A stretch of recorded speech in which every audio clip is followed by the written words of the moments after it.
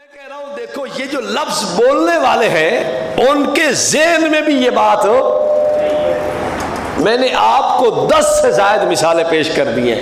یہ جو زبان لفظ بولنے والے لوگ ہیں ان کے ذہن میں بھی وہ معنی نہیں جو معترض نے لیا ہے.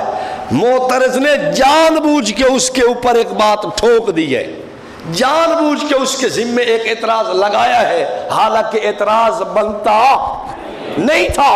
یہی کام ان لوگوں نے ہمارے اکابر کے ساتھ کیا. اب دیکھنا, اب میں آپ کو شروع کرنے لگا ہوں بات.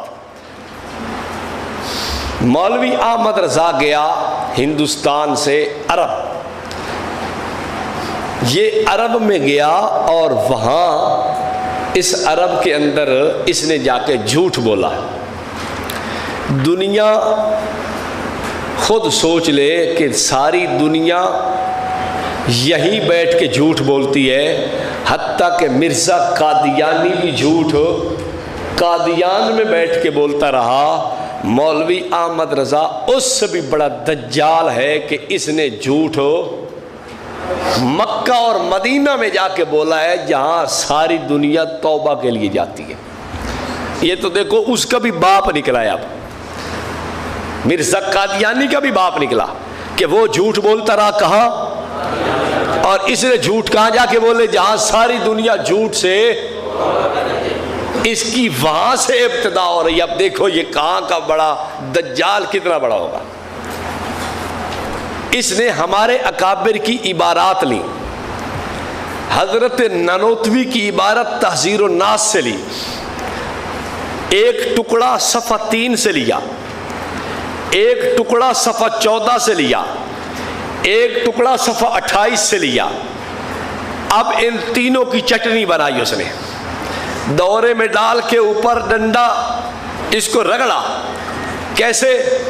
اسی ترتیب کو برقرار نہیں رکھا کہ پہلے صفحہ 3 کی عبارت لاتا, پھر صفحہ 14 کی لاتا, پھر 28 کی لاتا. نہیں, اس نے کیا کیا, سب سے پہلے صفحہ 14 کی عبارت لے آیا, پھر صفحہ 28 کی عبارت لے آیا, اور آخر میں صفحہ 3 کی عبارت لے آیا. یعنی درمیان والی عبارت کو پہلے کر دیا, آخر والی عبارت کو درمیان میں کر دیا, شروع والی عبارت اٹھا کے آخر میں رکھ دی. اسے کہتے ہیں اس نے 3 عبارتیں جیسے چٹنی بناتے ہیں نا, تھوڑا سا پودینہ ہو گیا, تھوڑا سا نیاز گو ہو گیا, تھوڑا سا دھنیا ہو گئی, ایک آدھ مرچ ڈال لی, اب اس کو کوٹنا شروع کر دیتے ہیں. اب دیکھو چٹنی مٹنی ہر بڑا مکس ہو جاتی ہے, دھنیا پودینہ مرچ ایک دوسرے میں مدغم ہو جاتی ہیں. یہی احمد رضا خان نے کام کیا. ایک ٹکڑا صفحہ 3 سے, ایک ٹکڑا صفحہ 14 سے, ایک ٹکڑا صفحہ 28 سے لیا, پھر چٹنی بنا کے صفحہ 14 کو پہلے لے آیا, صفحہ 28 کو درمیان میں لے آیا, صفحہ 3 کو آخر میں لے آیا. اب اس کے دیانت دیکھو, کبھی بھی تحذیر الناس پہ گفتگو ہو, اس پہ کوئی پڑھے لکھے ہونے کی ضرورت نہیں ہے. تحذیر الناس اٹھائیں آپ, وہ کہے کہ یہ تحذیر الناس ہے, اور یہ احمد رضا کی چٹنی بنائی ہوئی کتاب حسام الحرمین ہے. یہ کتاب جس طرح احمد رضا نے چٹنی بنا کی عبارت لکھی ہے, ایسے عبارت تحذیر الناس سے ہمیں دکھا دو بس. جیسے عبارت بنا کے اس نے لکھی ہوئی ہے, ایسے عبارت کسی ایک صفحے سے ہمیں. بریلوی زہر کا پیالہ پی جائے گا لیکن آپ کی بات کے قبول کرنے کی طرف نہیں آئے گا. اب دیکھو اس طرح کا اگر قرآن کے ساتھ معاملہ کیا جائے تو بھی بہت بڑی غلطی ہو سکتی ہے. قرآن کہتا ہے ان الابرار لفی نعیم وان الفجار لفی جحیم. کوئی آدمی کہے ان الابرار لفی جحیم وان الفجار لفی نعیم, اور پھر قسم اٹھائے اللہ کی قسم میرا ایک حرف بھی قرآن سے باہر نہیں ہے, میری کوئی بات قرآن سے باہر نہیں ہوگی. ایک حرف غلط ثابت کرنے والا قرآن سے باہر, میں اس کو ₹1,00,000 انعام دوں گا. بات تو سچ کہہ رہا ہے یا نہیں کہہ رہا؟ بولو. عیسائی کھڑا ہو, وہ کہے ان اللہ هو المسیح ابن مریم, کہتا ہے اللہ کی قسم مسیح علیہ السلام خدا کے بیٹے ہیں. میں قرآن سے پیش کرتا ہوں، نہ دکھاؤ مجھے چوک پہ گولی مار دو۔ لوگ کہتے یار کمال ہے، بلے بلے، شیر آیا آیا آیا شیر آیا، نعرہ تکبیر، نعرہ غوثیہ، ایسے نعرے شروع ہو جاتے ہیں۔ حالانکہ آپ بتاؤ اس نے کیا کیا ہے؟ لقد کفر الذین قالوا ان اللہ هو المسیح ابن مریم، چھوڑ گیا ہے۔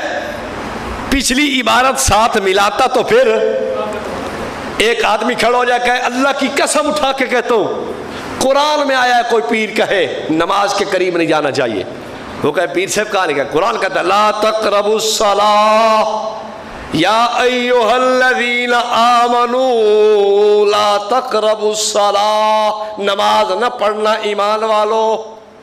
تو قرآن میں نہیں لکھا ہوا؟ وہ کہے میں قسم اٹھاتا ہوں میں اس پہ جتنا مرضی آپ کہیں، میں بڑی سے بڑی قسم اٹھانے کے لیے تیار ہوں، قرآن میں لکھا ہوا ہے نماز نہ پڑھو۔ اب لوگ تو بیچارے وہ پیر صاحب کے پہلے ہی مرید ہیں، پیر صاحب جو فرمائیں وہ تو بیچارے پہلے ہی تیار کھڑے ہوتے ہیں۔